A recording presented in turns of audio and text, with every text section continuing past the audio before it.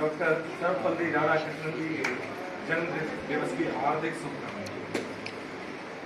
मैं हमेशा कुछ बातें सोचता हूँ तो मुझे, क्योंकि मैं साइंस का स्टूडेंट रहा हूँ, टीचर भी साइंस का रहा हूँ, तो मेरे सामने हमेशा एक क्वेश्चन मार्क खड़ा रहता है। क्वेश्चन मार्क कि हम ये काम कर रहे हैं तो क्यों? मैं आज इसी प्रश्न पे आता हूँ कि हम महापुरुषों के जन्मदिन मनाते हैं तो क्यों? हम उनकी जीवनियां पढ़ते हैं तो क्यों? ये क्यों मुझे परेशान करता है। और मुझे लगता है हर व्यक्ति को ये क्यों तो परेशान करता है। हम ऐसा कर रहे हैं तो क्यों? तो मैं जब इस बात को सोचता हूँ तो कुछ निष्कर्ष भी अपने दिमाग में आते हैं। हो सकता है वो अंतिम सत्य ना हो सकता है वही अंतिम सत्य हो। कोई बात या कोई निष्कर्ष अंतिम सत्य है या नहीं, इसको परखने के लिए अपन को उसको कसौटी पे कसना होता है।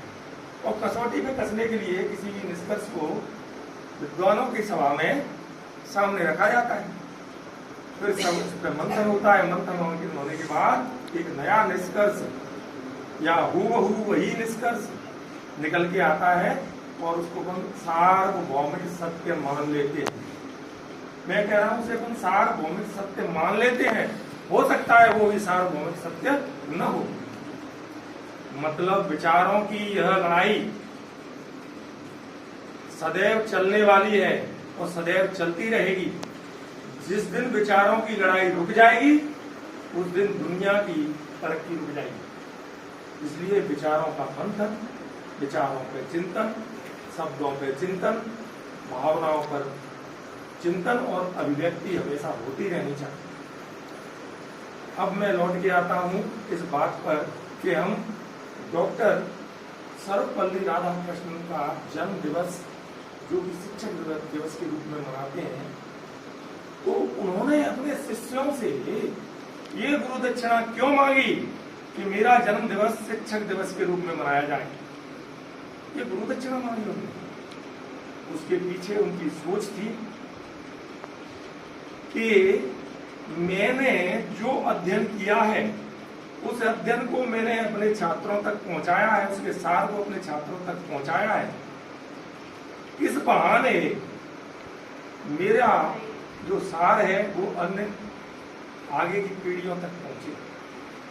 वास्तव में डॉक्टर सर्वपल्ली राधाकृष्णन शिक्षक होने से पहले एक दार्शनिक और इनका दर्शन शास्त्र लेने के पीछे, दर्शन शास्त्र पढ़ने के पीछे एक बहुत अच्छी घटना। बचपन में इन्होंने एक ईसाई मिशनरी स्कूल में एडमिशन ली। हमारे समाज की एक बड़ी बुरी स्थिति है कि हम अपनी तारीफ तो करते ही हैं, करना भी चाहिए, अच्छी बात। अपने धर्म की, अपने समाज की, अपनी परिस्थितियों की तारीफ करना चाहिए, जरूरी भी है। लेकिन उस समय हम एक छोटी सी भूल कर बैठते हैं और वो भूल है अपनी तारीफ करते करते हम दूसरों की बुराई से करते हैं। ये बुराई उनके स्कूल में भी मुझे सुनने को मिली बचपन में। तुम लोगों जैसी उम्र में वो अक्सर सनातन धर्म की, या कहना चाहिए धर्म से भी अच्छा शब्द है दर्शन, हमारे भारतीय दर्शन की रोज बुराइयां सुनते थे मिशनरी स्कूल में। तो उनको एक प्रश्न आया उनके दिमाग में, क्या ये लोग जो कह रहे हैं वो सत्य है या नहीं, मुझे इसकी जांच करनी चाहिए। बात वहीं आ गई लौट के। कोई भी बात अपने सामने आती है तो हमें इतना तार्किक होना चाहिए। जो कि यहाँ पर लिस्ट लगी हुई थी, ये लगी 21st सेंचुरी स्किल्स। इस 21st सेंचुरी स्किल्स में एक शब्द मिल जाएगा तुम्हें, creative thinking, sorry logical thinking या क्रिटिकल थिंकिंग। क्रिटिकल थिंकिंग मतलब समालोचनात्मक सोच, उनके पास वो क्रिटिकल थिंकिंग थी। उन्होंने कहा कि जो लोग कह रहे हैं वो किस हद तक सही है, कहीं ऐसा तो नहीं कि हमारे दर्शन में वास्तव में कोई कमी है, कहीं ऐसा तो नहीं कि हमारे दर्शन को नीचा दिखाने के लिए ऐसा कर रहे हैं। उन्होंने अपने दर्शन शास्त्र का अध्ययन करना शुरू कर दिया। वास्तव में वो साइंस पढ़ना चाहते थे। उन्होंने दर्शन शास्त्र का अध्ययन किया। अध्ययन करने के बाद दर्शन की कई यूनिवर्सिटियों में उन्होंने व्याख्यान दिए और यहाँ तक कि अमेरिका की यूनिवर्सिटी में भी वो व्याख्यान देने गए। उनका व्याख्यान स्वामी विवेकानंद जी के व्याख्यान के बाद लगभग 25 वर्ष बाद अमेरिका में हुआ। तो वहां पर उनको सुनने वालों ने कहा कि कोई ऐसा व्यक्ति विवेकानंद जी के देश से आया है जो विवेकानंद जी के लेवल का है। बात कहां से आई? क्रिटिकल थिंकिंग से। उन्होंने वो सोचा जो उनके सामने था, उसको निदान करने की कोशिश की। तो ऐसे दार्शनिक, ऐसे शिक्षाविद, उन्होंने हमें क्या दिया? अपार दिया। उस पर अपन रोज डिस्कस करें, अपना जीवन निकल जाए, फिर भी नहीं हो पाएगा।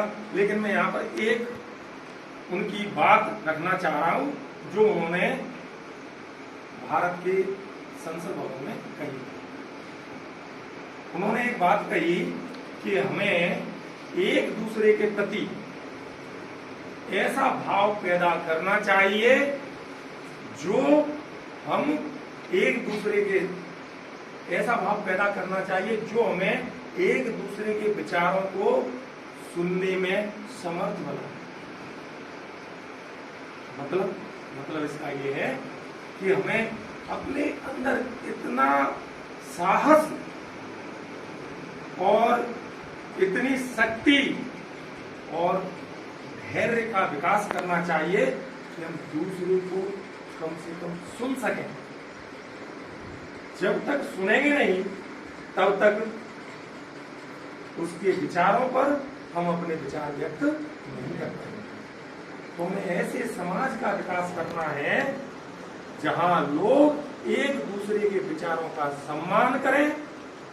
सम्मान करने के बाद उन विचारों पर सम्मान पूर्वक अपने विचार रखें और इस सम्मान की भावना के साथ एक दूसरे के साथ रहते हुए हम एक ऐसे राष्ट्र का निर्माण करें जहां पर सभी लोग साथ साथ रहते हुए एक उत्कृष्ट समाज का निर्माण करें। इसी के साथ मैं अपनी बात समाप्त करना चाहूंगा।